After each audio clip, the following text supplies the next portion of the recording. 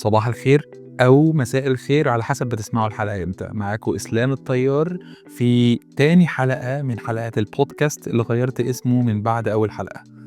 أول حلقة كانت CVM بالعربي Extended على أساس إن أنا كنت بعمل سلسلة من الفيديوز عن CVM والحاجات المحيطة بيه، بس قلت هعمل حلقات طويلة، فالفكرة اللي جت في دماغي يبقى CVM بالعربي برضو بس Extended. بس بعد ما قعدت فكرت شوية وخدت رأي الناس اللي حواليا، لقيت إنه الاسم محتاج حد عارف انه بيدور على CVM، والكلمة نيش قوي الصراحة، وهي جزء جوه الماركتينج، فالموضوع بقى رخم شوية، وانا عايز اكلم الناس عموما كأني بتكلم مع صحابي على القهوة في اي حاجة تخص البيزنس و in a simple way. So انا فكرت ان اخلي اسم البرنامج ببساطة انه يكون simple business مع طيار. اتمنى ان يكون الاسم بالنسبه لكم احسن بكتير من الاسم القديم، او يكون واضح اكتر، او يسهل ان الناس توصل للكونتنت اللي بقدمه. في الحلقه اللي فاتت اتكلمت برضو عن موضوع عميق قوي، ودخلت جوه قوي في حاجه تخص نوع معين من الشركات، بس المره دي انا قلت ما نرجع خطوتين لورا ونتكلم عن حاجه تخص كل الناس. اي حد عايز يشتغل في البيزنس هو اكيد بيبص على ارقام كل يوم، حتى لو الارقام دي يعني مش تفصيليه وبسيطه وصغيره، بس بيبص على أرقام كل يوم. بتبص على أرقام كل يوم يبقى أكيد خبطت في كلمة فانل. الفانل ككلمة إنجليزي الترجمة بتاعتها العربي القمع كشكل بيستخدم كتير قوي في برامج زي إكسل وغيرها، وأي ويب سايت حتى بتاع إي كوميرس، على إنه علامة للفلتر. فلتر لإنك بتدخل كمية كبيرة ومستني يطلع لك كمية صغيرة في نفس الوقت، وبالتالي الفانل أنا مستني منها أعرف خطوة دخل فيها ناس كتير، خرج منها ناس أقل، دخلوا في فانل تانية فيها ناس كتير، خرجوا ناس أقل أقل أقل، لغاية ما أوصل للناس اللي قفلت الفانل الكبيرة أو اللي عدت بكل المراحل. ليه بتكلم عن الفانل؟ لأنه زي ما قلت مفيش حد بيتابع أرقام أي حاجة في الدنيا إلا إذا كان عدى على فانل. الحلقة دي أنا المفروض بستهدف بيها أتكلم مع أصدقائي اللي شغالين في الديتا أناليتكس، أو أصدقائي اللي شغالين في البيزنس وعايزين يفهموا ديتا أناليتكس، أو أصدقائي اللي شغالين في العالم الآخر من البيزنس وهو البرودكت مانجمنت. كلنا محتاجين نبص على فانلز، كلنا محتاجين نعرف يعني إيه فانل ونعرف نقراها كويس. الفانل هي عبارة عن خطوات انت بتتوقع ان الناس هتعدي فيها، وبالتالي انت عارف انه من كل خطوة للتانية في بيسموها دروب اوف، في عدد بيقل، وبالتالي انت مش متوقع ان اللي عدى من خطوة 1 راح لخطوة 2 ان يكون 100%. انت عارف كويس قوي انه هيكون اقل. الفانل عشان تقراها بتقراها برقمين مالهمش تالت. رقم اسمه الكونفرجن ريت، بيتسمى بقى مسميات مختلفة على حسب نوع البيزنس، على حسب شكل الفانل، بس هو conversion rate. قد ايه راح من 1 ل2، قد ايه راح من 2 ل3، قد ايه راح من 3 ل4، ولو الفانل من 4 ستيبس ففي conversion rate overall بيقول لك قد ايه راح من 1 ل4. العكس تماما بتاع الكونفرجن ريت هو التايم تو كونفرت. يعني بتخيل اني مركز مع الناس بس اللي عدت، يعني لو عندي 100 دخلوا في 1، خرجوا من 1 راحوا 2، منهم 70 واحد، وال70 راحوا ل3 بقوا 50 واحد، وال50 راحوا ل4 بقوا 20 واحد، فأنا هركز مع ال20 دول اتحركوا من 1 ل2 في قد ايه وقت، من 2 ل3 في قد ايه وقت، من 3 ل4 في قد ايه وقت، وواحدة اوفرول كده من 1 ل4 خدوا قد ايه وقت. هو الموضوع بيفرق في ايه؟ أي حاجة بتتم على خطوات. عملية الشراء بتتم على خطوات، حركة الناس في الشارع بتتم على خطوات، حركة العمال في مصنع بتتم على خطوات، وبالتالي أنا محتاج أعرف قد إيه بيعدي من كل خطوة للتانية بنجاح. ولما بيعدي بيبان لي conversion rate ممكن يكون أقل شوية من بقية conversion rates اللي موجودة في الفانل. يبدأ يبان لي مسمى جديد أنا بحبه قوي وهو البوتل نيك.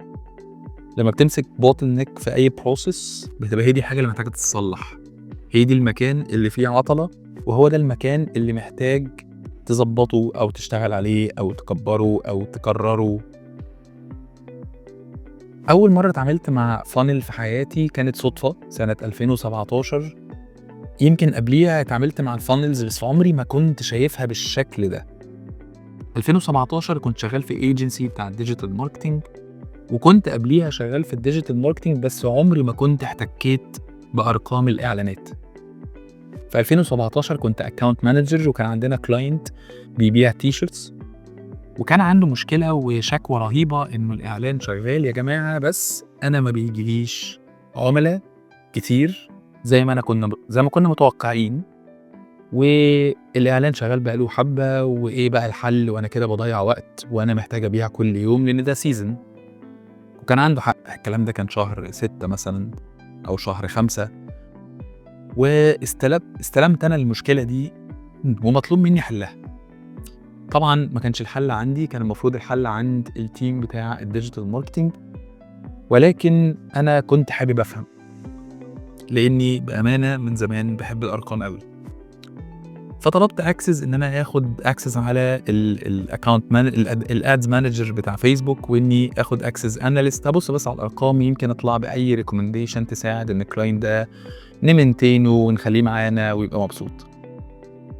بصيت لقيت اني عندي ريتش، الريتش ده بيشوف الاعلان عدد من المرات فريكونسي، فبيطلع لي حاجه اسمها امبريشنز. الامبريشنز هو عباره عن عدد اليوزرز اللي قدرت اوصل لهم في عدد المرات اللي قدرت اوصل فيها لكل عميل فيهم. بس مش كلهم هيهتموا، في منهم اللي هيبدا يعمل شويه كليكس. الكليكس دي على فيسبوك انت بتتكلم فيه كميه احتمالات للكليكس. لو انا فاكر ساعتها كان الاحتمالات 12 احتمال، يا يضغط على الصورة بتاعت البيج، يا يضغط على سي مور، يا يضغط على الهاشتاجز، يا يضغط على يدوس، يا رياكت، يكتب كومنت، يعمل شير، يقلب في الصور بتاعت الألبوم، وبقى يا عالم مين فيهم هيروح دايس على بليس اوردر او يعني اللي هو يشتري يعني. فساعتها انا راجل ما فهمش خالص في الاعلانات زي الناس اللي كانت شغالة في المجال، بس يعني حدسي قال لي طب ما تيجي تقلل الاحتمالات، انا عندي كليكات كتير ملاش لازمه، طب ما تيجي اول خطوه نعملها قبل ما نفكر في اي فكره كرييتيف نقلل الكليكات. فرحت لتيم الديجيتال ماركتنج وقلت لهم يا جماعه انا عندي فكره. قالوا لي يعني فكره ايه يا ابني، انت اكاونت مانجر، انت خليك في شغلك. قلت لهم يعني اسمعوني، خدوا الفكره حطوها في اعتباركم وجربوها. الفكره كانت اني ما تيجي نشيل الهاشتاجز، ما تيجي نكتب كابشن ما يبقاش فيه سي مور، ما تيجي نحط الصور كلها في كولاج واحد من غير ألبوم، فما يبقاش فيه عندي كليكات جوه الألبوم، تبقى صورة واحدة. يعني أنا كان تخيلي إني هبقى شلت من كل احتمالات الكليكات، هبقى شلت منهم 3-4 حاجات كانت احتمال تحصل، ونشوف إيه اللي هيحصل، ونخلي الإعلان بيودي على send message. وهو الراجل صراحة ما يتوصاش، كان عنده تيم بتاع customer service بيرد على ماسنجر أي وقت في خلال اليوم، 24 ساعة موجودين. التيم بتاع الديجيتال ماركتنج كان شايف إن أنا بقول أي كلام، بس أنا زنان شوية، واللي اشتغل معايا عارف إن أنا زنان، ففضلت أزن عليهم لحد ما عملوا الحاجة اللي أنا قلت عليها. والكلام ده كان الساعة مثلا 8-9 بالليل.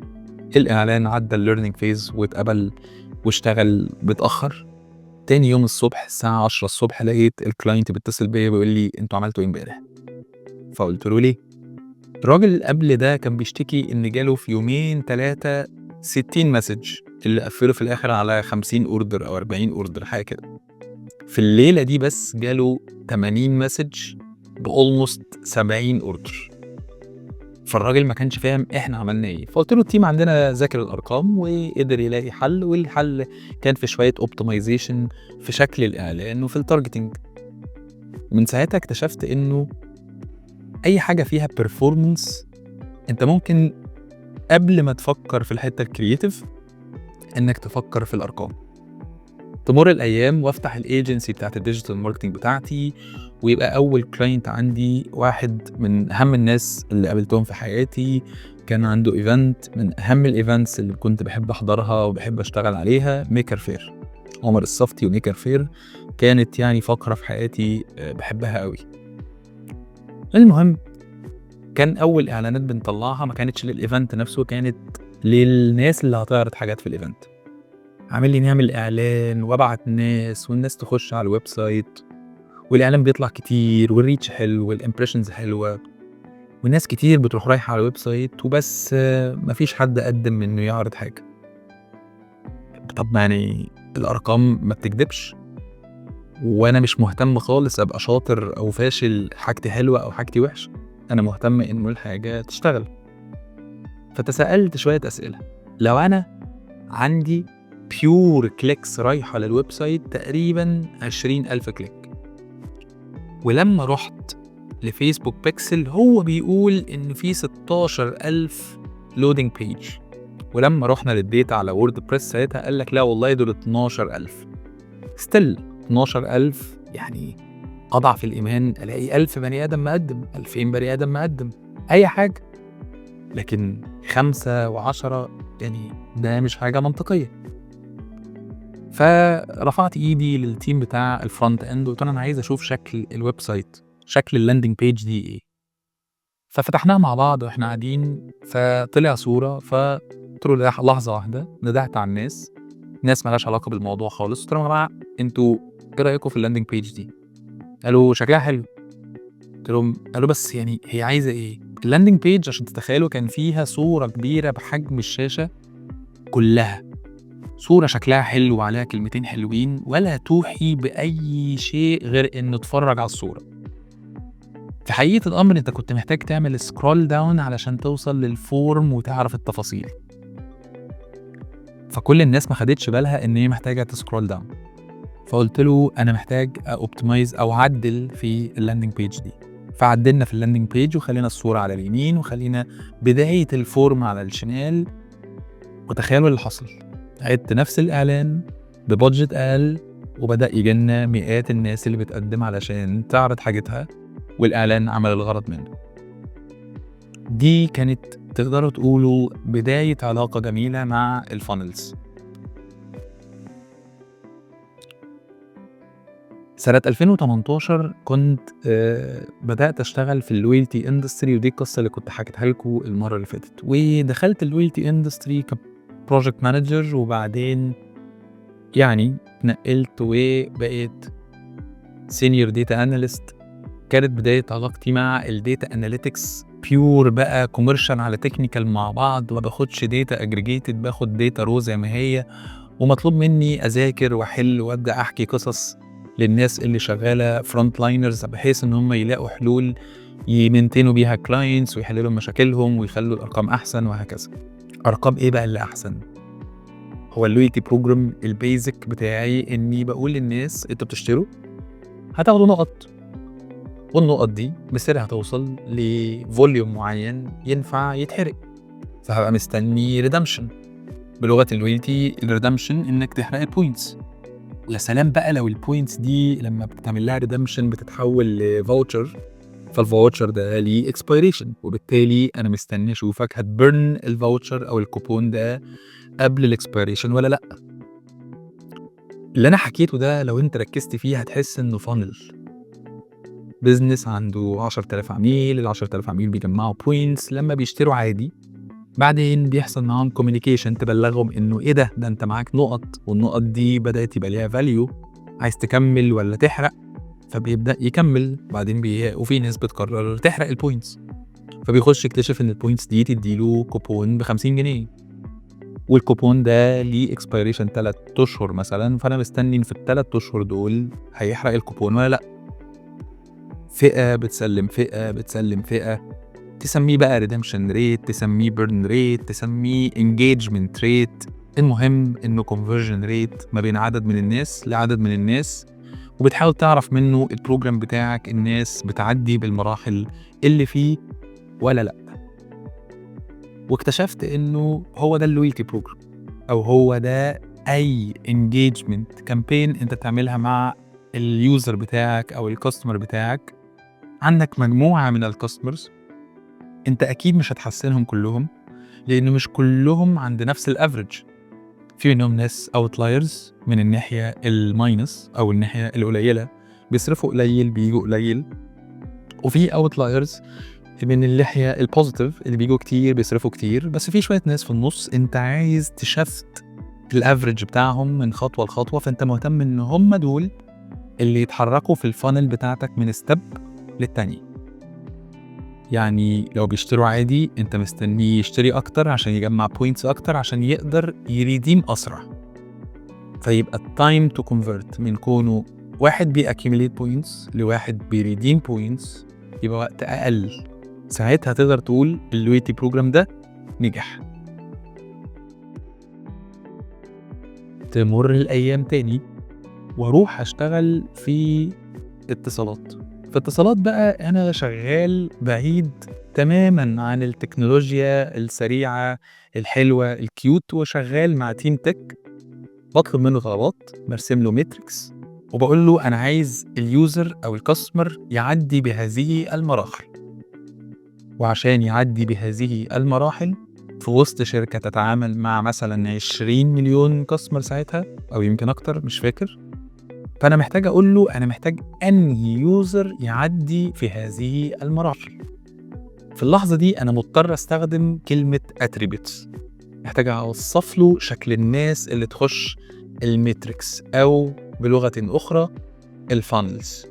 أنا راسم فانلز عايز الناس تعدي بيها، الناس اللي ما استخدمتش الموبايل انترنت ولا بس عندها شريحة تانية على الموبايل غير شريحة اتصالات، موجودين في منطقة أنا اوريدي شغلت فيها النت كويس، فأنا عايز أبعت لهم العرض الفلاني. لو هم خدوا العرض ده يبدأوا يكملوا في الفانل يخشوا على عرض رقم 2، لو كملوا بياخدوا العرض رقم 3 اللي في الآخر بيوصلهم لناس بقت عملاء بيستخدموا الموبايل انترنت بتاع اتصالات، وبالتالي بقوا خلاص مشتركين في باقة. طب لو ما خدوش عرض رقم 1 يبقى محتاج اديهم عرض رقم 1 داش، ما خدوش عرض رقم 2 ياخدوا 2 داش، او اعيد معاهم القارة بعد وقت معين. ستيل انا عامل احكي لك عن فانلز العميل بيعدي بيها. الموضوع خد شكل مختلف تماما وفضل مأثر على دماغي وفضل موجود معايا في جيبي من 2020 لحد 2025 و2024 لما رحت اوفر اكس. بس في النص حصل فقرة غيرت مفهومي تماما عن الفانلز. اشتغلت في جيم بول، وفي جيم بول انا كنت شغال مع برودكت مانجرز. في شغل البرودكت حقيقة الامر انت سايب اليوزر حر تماما على الابليكيشن بتاعك او الويب سايت بتاعك وقاعد بتتفرج عليه. انت عندك مشاكل كتير او انت كبرودكت مانجر دايما عندك انهانسمنتس محتاجة تتعمل، فالانهانسمنت دي بتبقى الغرض منها في حقيقة الامر هي تصحيح رقم conversion rate. والله يسموها زي ما يسموها، بس لو ركزت قوي في التفاصيل وهو بيشرح لك الرقم اللي هو مسميه اسم ما ده هو عبارة عن ايه، هتلاقيه في اصله هو conversion rate من خطوة لخطوة، من واحد دخل الابليكيشن لواحد وصل للأها مومنت، من واحد وصل للأها مومنت لواحد بدأ يدفع أول سبسكريبشن، من واحد دفع أول سبسكريبشن لواحد دفع تاني سبسكريبشن، وهكذا. لواحد بقى اشترك في الانوال سبسكريبشن، في واحد اشترك في حاجة أكبر، في واحد converted إنه يكون enterprise account. الفكرة هنا الكلام اللي أنا قلته يبدو كيوت وحلو، بس البرودكت مانجر عشان يصلح ده محتاج يعني يغوص أكتر، يعني يغطس أكتر في الأرقام.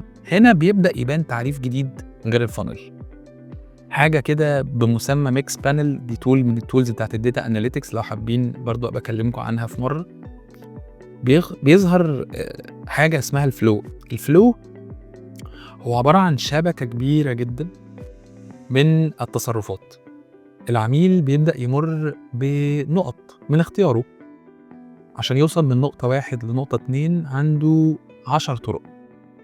مش كل العملاء بتمر بال10 طرق، بل بالعكس ده 10 طرق كمان متداخلة. لو تخيلنا العدد احنا ممكن يكون عندنا 100 طريقة توصله للنقطة رقم 2. فأنا كواحد باشتغل مع product manager، وأنا كواحد product manager عايز أصلّح مشكلة، أنا محتاج أشوف معظم الناس بتمُر بأنهي خط من ال100، أنهي funnel سهلة بالنسبة للعملا. الflow عبارة عن مجموعة من الfunnels أو مجموعة من الpossible funnels اللي متداخلة في بعض، اللي ينفع العميل يعدّي بيها عشان يوصل من نقطة رقم 1 لنقطة رقم 2. فعشان تبدأ تصلّحها بتبدأ تذاكر كل خط فيهم، طبعًا مش كلّهم، أنت بتبُص على الخطوط الأكثر كثافة، يعني اللي عدّى فيها عُملا كتير، يبقى هي دي النُقط اللي محتاج تشوف هي حلوة قد إيه ووحشة قد إيه. وحلوة ووحشة دي مش عشان شكلها طبعًا، إحنا بنتكلّم كdata. حلوة ووحشة يعني الناس بتعدّي للآخر وتوصل للنقطة اللي أنا عايزهم يوصلوا لها والّا لأ. فده خلّاني أعرف إنه أنت كده بتشتغل على one of the funnels، حتى وأنت بتشتغل commercial، حتى وأنا في اتصالات، حتى لمّا كنت في D-Squares، حتى لمّا كنت في الagency بتاعة الdigital marketing بتاعتي أو اللي قبليها. بس في حقيقة الأمر في طرق كتير ممكن الناس تعدّي بيها علشان توصل للنقطة اللي أنت عايزهم يوصلوا لها. الe-commerce فيه funnels، من أول ما بيبُص على product لحد ما لا ده في ناس تانية ممكن تبدأ من بدري، من أول ما شاف الإعلان فعجبه الproduct بس ما دَسّ، بعدين شاف الإعلان تاني بس ما دَسّ، بس بعدين شاف إعلان تالت فيه كلام مختلف، نفس صورة الproduct أو فيديو للproduct بيبين فيه الناس وهي بتستخدم الproduct ده فانبسط فداس، فلما عمل الclick دخل على الlanding page، لما دخل على الlanding page طلع له offer لو عمل sign up دلوقتي هياخد خصم، فبيعمل sign up. في ناس ما بتعملش وفي ناس بتعمل، وبعد ما عمل sign up في ناس اهتمت وراحت جابت من الoffers الكوبون أو خدت screenshot للكوبون عشان تفضل حافظاه علشان تحطه في placing order، وفي ناس فكست للخطوة دي ونسيت هي كانت بتعمل إيه، وفي ناس رجعت ركزت مع الproduct. في ناس عجبها البرودكت عملت add to cart، وفي ناس ما عجبهاش البرودكت بعد ما قرأت التفاصيل فبترجع تاني تخرج. في ناس بعد ما عملت add to cart ما كملتش placing order لما لقيت مفيش option إن هو يدفع بأبل باي مثلا، وفي ناس تانية ما عندهاش مشكلة تدفع cash on delivery أو تدفع بالكارت. في منهم ناس اختارت ده وناس اختارت ده، في ناس اشترت واستلمت، في ناس عملت refund وهكذا وهكذا. وكل اللي أنا حكيته عبارة عن funnel وfunnel تانية وfunnel تالتة. تقولي لا ده أنت حكيت خط واحد، أقول لك لا، كل الأوبشنز اللي كانت في النص تفتح لك funnels جديدة، تعرفك إنه لو حطيت أبل باي ممكن كان في واحد هيمشي ما يمشيش، ولو كنت حطيت الكاش اون ديليفري كان ممكن واحد تاني يمشي برضو ما يمشيش، ولو كنت غيرت الإعلان من الأول كان ممكن ما تبقاش محتاج كم الفريكونسيز اللي انت خدتها مع العميل عشان يفتح الإعلان، كان ممكن من أول مرة شوف الإعلان يخش. ولو كنت والغرض من كل ده إن أنا بحاول أصحح أو أخلي الكونفرجن ريت أحسن رقم ممكن. حاجة على جنب كده اتعلمتها من الشغل في البيزنس أو بالشغل يعني مع الناس الكبيرة بقى في البيزنس، مفيش حاجة حلوة ومفيش حاجة وحشة. كان بابا الله يرحمه كان دايما يقول لي الحقيقة دايما نسبية، ده وانا عيل صغير عمري ما كنت فاهم الإفيه ده أبدا، بس لما كبرت اكتشفت انه عنده حق تماما. كل حاجة نسبية، ما ينفعش تقولي ده حلو إلا لما تقولي بالنسبة لإيه، وما ينفعش تقولي ده وحش إلا لما تقولي بالنسبة لإيه. وبالتالي اتعلمت من هنا انه دايما الكونفرجن ريت مش حلو بالنسبة للي انت عايز توصله، بس حلو بالنسبة اللي قبليه لو انت فضلت شغال على تحسينه. النهاردة بقى وانا في اوفر اكس كلام مختلف، انا في اندستري عنيفة جدا مش طبيعي ان الشخص يدور عليها بشكل مباشر.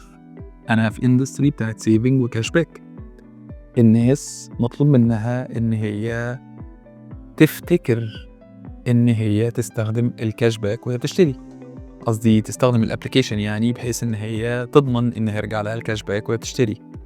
حاجة صعبة على المخ ومحتاج تكون قدمت فاليو محترمة ووريته مرة واثنين وثلاثة قد ايه الموضوع مهم. وعندنا شبكة معقدة حبتين 3 من كمية حاجات بتتعمل على الابليكيشن ومربوطة بشكل أو بآخر مع حاجات بتحصل على السوشيال ميديا في الادز والميديا باينج اللي بيحصل.